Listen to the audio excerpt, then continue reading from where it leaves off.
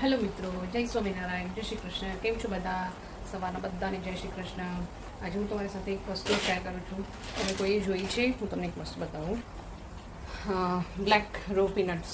જો અહીંયા મલેશિયામાં આવી રીતના બ્લેક રો પીનટ્સ મેં કંઈક અલગ જોયું તો મેં કંઈક ચલો ટ્રાય કરીએ. તો હું ટ્રાય કરવા માટે લઈને આવી છું.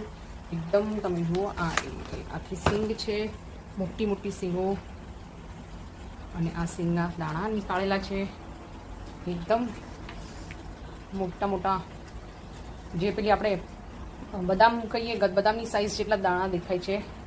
અને આ છે એ જ સિંગ સોક કરેલી, રાતના મેં પલાળેલી હતી પાણીમાં નોર્મલ. જો છે ને બદામને ટક્કર મારે એવી.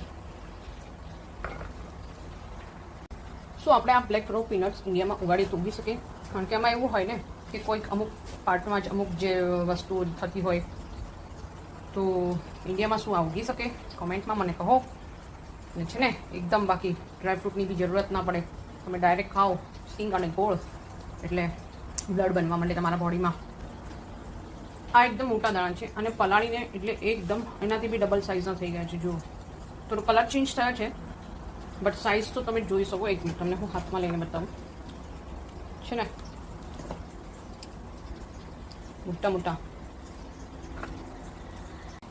તો આવી રીતે નવી નવી વસ્તુઓ ટ્રાય કરતી રહેવી જોઈએ, તો આપણને ખ્યાલ આવે શું એમાં નવું છે, અલગ છે, અને શું એનો ટેસ્ટ છે. તો ચાલો બધા સિંગ ખાવા.